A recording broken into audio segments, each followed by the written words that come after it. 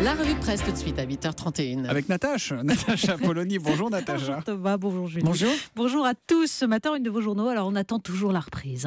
Le Monde, la croissance chinoise ralentit, l'économie mondiale souffre.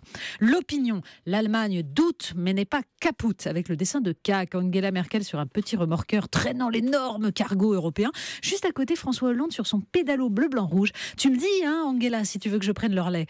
Bon, pendant ce temps, les grandes manœuvres politiques se poursuivent. Le Figaro, de plus en plus isolé, Hollande veut rassembler pour 2017. Enfin, la Croix revient sur ces intellectuels accusés de faire le jeu du FN. Comment penser sans polémiquer ? On commence, non pas avec de l'actualité, mais avec de la science-fiction. Ben oui, parce que la date vous avez sans doute échappé. Demain, 21 octobre 2015, est une date célèbre dans l'histoire du cinéma américain.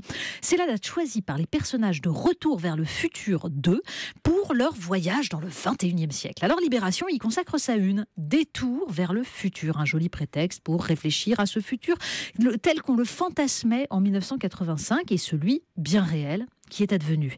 La science ne suit jamais les chemins prévus. Les voitures ne volent pas, les skateboards non plus. Mais le célèbre film américain n'avait pas imaginé l'avènement de la réalité virtuelle et du monde connecté. Le Parisien pourtant n'hésite pas à prendre pour prétexte une autre superproduction, Seul sur Mars, pour nous proposer un petit guide de survie en milieu hostile, alors que Libé nous dit justement ça n'arrivera pas pour l'instant. Mais bon, petit guide avec culture de pommes de terre, récupération d'eau et production d'oxygène. Vous trouverez même une présentation des 5 sites à visiter sur la planète rouge, ça vaut le détour.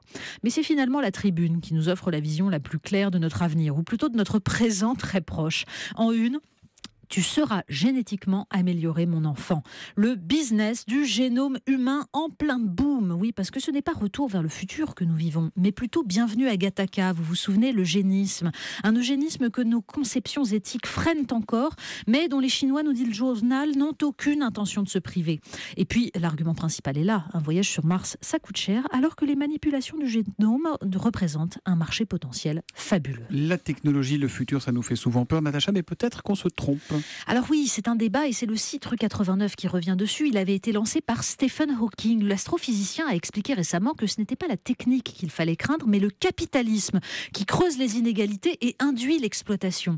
Rue 89 publie la réponse de Nicolas Falampin, technologue, oui, ça existe. S'appuyant sur les réflexions du penseur Jacques Ellul, il réplique au contraire que c'est bien le progrès technique qui constitue aujourd'hui la principale caractéristique de nos sociétés et le premier facteur d'exploitation. Non, les outils techniques ne sont pas neutres, dit-il, car la domination capitaliste n'est pas nouvelle. Ce qui l'est, nous dit l'article, c'est la nature même de la propagande. C'est parce que l'homme moderne est intimement convaincu qu'il peut être heureux grâce aux bagnoles, aux écrans plats et aux smartphones qu'aujourd'hui Apple, Samsung, IBM, Google et Facebook façonnent le marché et le maintiennent en vie malgré les crises et scandales qui font sa vitrine. Sans ces sociétés, nous dit l'article, le capitalisme ne serait rien ou presque rien. On reparle du Rana Plaza, l'immeuble qui s'était effondré il y a 2 ans au Bangladesh. Il y avait eu 1200 morts, 1200 ouvriers. Mais oui, et la une du Parisien nous rappelle que l'exploitation des ouvriers, bien ça existe encore. Donc le journal revient sur cette catastrophe et une proposition de loi qui vise aujourd'hui à renforcer les contrôles sur les entreprises occidentales faisant fabriquer leurs produits en Asie ou en Afrique. Le Parisien décrit les machines à coudre dangereuses, les cadences infernales exigées pour nous permettre à nous, consommateurs occidentaux, d'acheter des vêtements à bas prix au nom de la mode.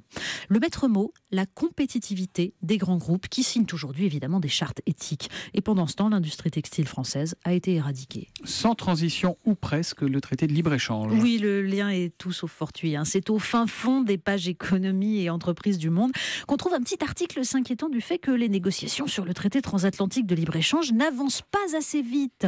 Pourtant, l'Union européenne est visiblement très motivée pour adopter les normes et le droit américain. Le site Slate nous signale de son côté que la commissaire chargée des négociations nie farouchement avoir déclaré qu'elle ne tenait pas son mandat des peuples européens, ce dont l'accusait un patron d'ONG. Tout de suite, on est rassuré. Non, elle ne l'a pas dit. François Hollande et le FN, c'est la série du jour. Ah oui, alors ça, c'est le FN. Et donc, de retour dans la presse, il est partout. Le FN en région Nord-Pas-de-Calais, Picardie dans le Parisien. Le FN invité sur France 2 et désinvité sur France 3 dans Le Monde. Alors, dans les Échos, Stéphane Dupont revient sur l'avertissement solennel lancé par François Hollande hier. Vous souvenez-vous, des grandes régions qui sont ouvertes vers l'extérieur d'un seul coup verraient un certain nombre d'activités économiques remises en cause. Mais si le danger est si grand, demande l'éditorialiste, pourquoi le PS est-il décidé décidé à se maintenir coûte que coûte s'il arrive 3e. Alors l'Opinion et le Figaro commentent surtout ce concept de société apaisée qui est la nouvelle ambition présidentielle. Drôle de refuge que cette promesse émolliente, s'étonne Nicolas Bétou. Le pays n'est pas apaisé, il souffre, il enrage, nous dit l'éditorialiste. Et dans le Figaro, Guillaume Tabar constate surtout que l'apaisement après l'agitation, c'était la promesse de 2012. Hein. Oui, mais enfin les promesses de campagne. Hein. On termine avec un livre ? Ben oui, dans ce monde ultra-technologique, les livres ont encore un pouvoir. Alors on ne sait pas en fait si c'est rassurant ou pas. Hein. C'est le site Slate qui nous le révèle. La malédiction des sites d'exception ruinés par des best-sellers. Bon, c'est pas de la haute littérature, hein, mais vous savez, il y a ce petit village de Bali décrit dans Mange, Prie, Aime, est devenu, nous dit l'article, une éponge à paumer depuis que les adeptes de la rédemption par le yoga n'y trouvent pas une seule boutique qui ne fasse pas référence au livre. Il y a ce sentier de randonnée, le Pacific Crest Trail, devenu une espèce de couloir de centre commercial depuis le livre Wild. Ou alors ce château médiéval italien transformé en Disneyland depuis Twilight. Pour combler le vide existentiel du consumérisme, on va consommer du rêve en masse, en attendant que la technique nous offre de nouveaux objets pour rêver encore. La revue de presse de Natacha Polony qui revient demain à 8h30. À 8h30, oui. À demain. À demain. Natacha.